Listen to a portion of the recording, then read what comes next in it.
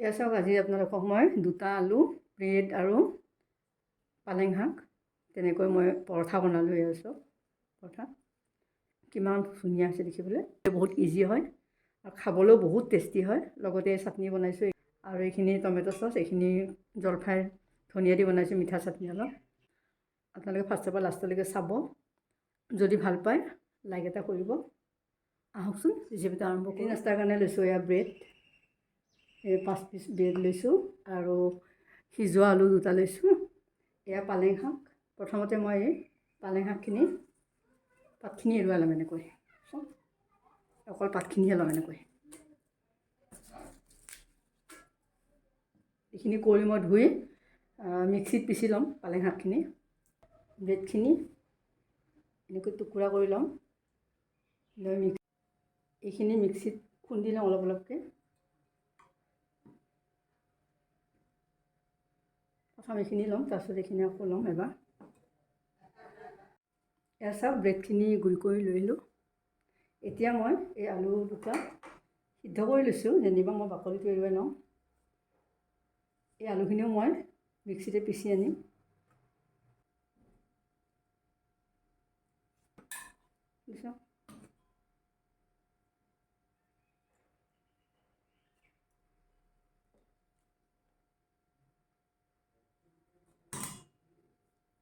এনেকৈ piece piece কৰি লওঁ, এইটো পিচি আনো। আলুখিনি পিচি আনিলোঁ, এনেকুৱা হৈছে।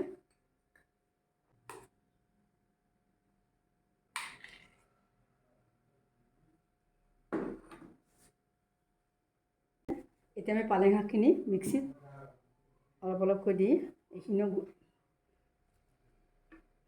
এই পালেং শাক এবাৰ পিচি আনি দিছোঁ। এয়া পেষ্টটো আকৌ এইখিনি দি দিছোঁ, আকৌ ধনিয়াখিনি লগতে দিছোঁ।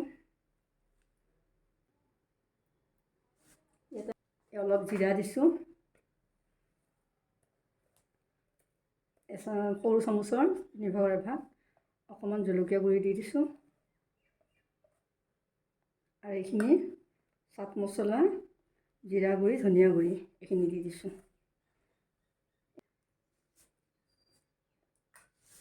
এতিয়া মই এইখিনি পিচি আনিলোঁ মছলা দি পালেং শাকখিনি, আৰু আগৰখিনি এনেই পিচিছিলোঁ, এইখিনিত যেনিবা মছলাখিনি দি দিলোঁ।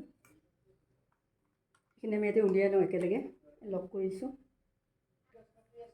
এইখিনি উলিয়াই দিছোঁ। এতিয়া পালেং শাকখিনি এই মছলা দিয়াখিনি আৰু মছলা দিয়া একেলগে মিক্স কৰি ল'লোঁ। এতিয়া আমি ৰেচিপি আগবাঢ়োঁ। এখন সৰু চামুচৰ 1/3 মই বেকিং চ'ডা লৈছোঁ। এয়া এইখিনি প্ৰথমতে মই ইয়াতে প্ৰথম 2 কাপ আটা লৈছোঁ। মই ব্ৰেডৰ গুড়িও মিক্স কৰি লৈছোঁ। ব্ৰেডৰ গুড়িও আমি এই 2 কাপ লৈ লৈছোঁ। সমান সমানে লৈছোঁ। আটা 2 কাপ, ব্ৰেডৰ গুড়ি 2 কাপ।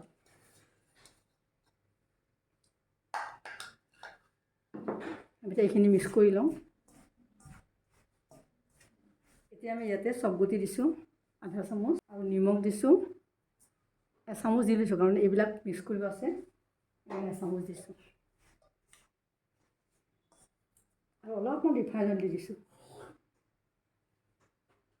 2 চামুচ।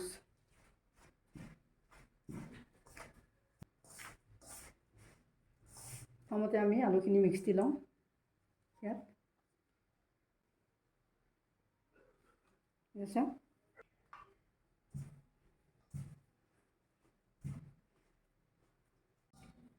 এই আলুখিনি প্ৰথম মিক্স কৰি লৈ চাওঁ।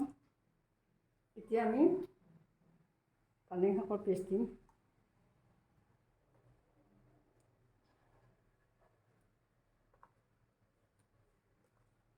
প্ৰথম এইখিনি দি লৈছোঁ।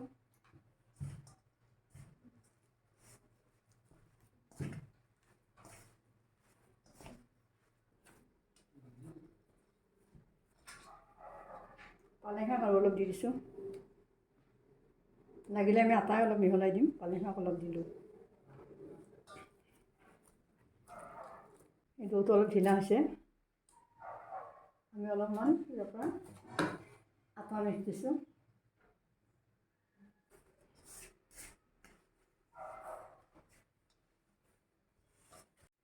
আমাৰ এই আটাৰ ডোটো মাৰিবলৈ পানী দৰকাৰ নহ'ল, কাৰণ আমি আলুত বহুতখিনি পানী থাকেই, আৰু লগতে আমি যিহেতু ইয়াৰ পেষ্টটো দিছোঁ পালেং শাকৰ, পালেং শাক এইখিনি ৰৈ গ'ল।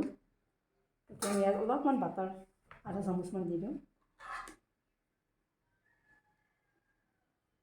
আধা চামুচ বাটাৰ দিছোঁ। এইখিনি মিহলাই আমি 15 মিনিটৰ কাৰণে থৈ দিম। এতিয়া আমি ডোখিনি 15 মিনিটৰ কাৰণে ঢাকি থওঁ। আমাৰ এই 15 মিনিট হ'ল আটাখিনি বনোৱা।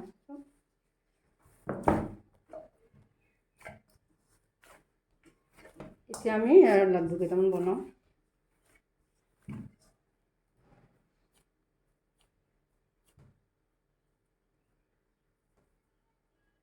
এনেকুৱা বনাওঁ।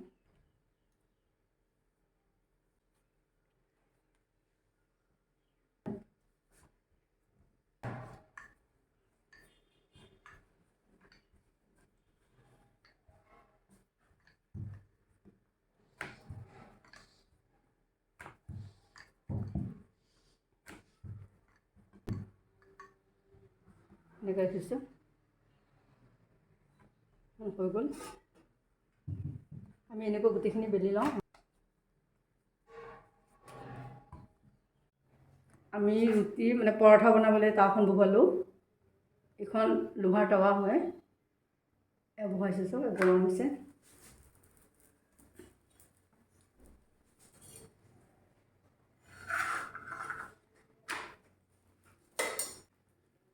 বাটাৰ দিছোঁ।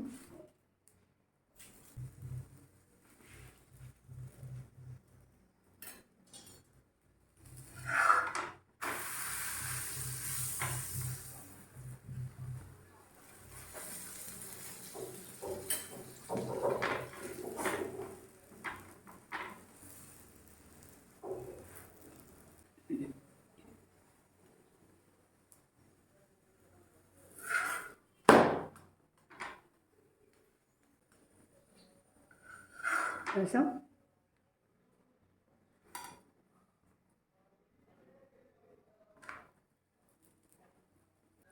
আপোনালোকক এটা ডিজাইনত মই দেখুৱাম, একেলগে দুখনকৈ বনাব পাৰোঁ। এইখন আপোনাৰ আলু এখন দি দিব। ৰুটিবিলাক বেছি কোমল হয় আৰু খাবলৈ বেছি ভাল লগা হয়। এয়া চব মই আপোনাক দেখুৱাম, এনেকৈ বনাইছোঁ। কিছু নহয়, এইখন আকৌ লুটিয়াই দিলোঁ।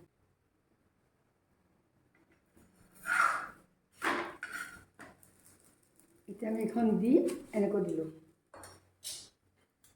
দি এতিয়া আমি ইয়াত বাটাৰ দিলোঁ।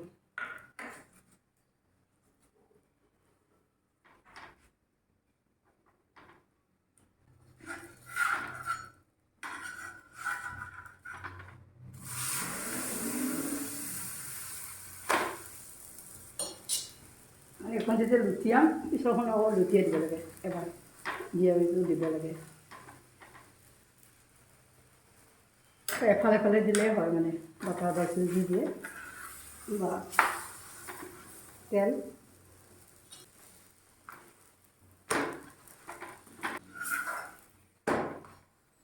দেখিছেনে কিমান ধুনীয়া হয়।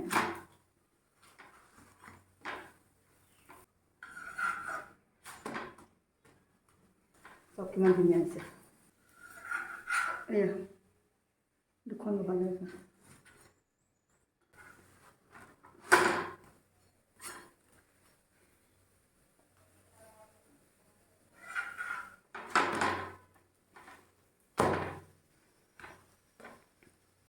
এটা দুখন হৈ গ'ল, দুখন একেলগে এইখন।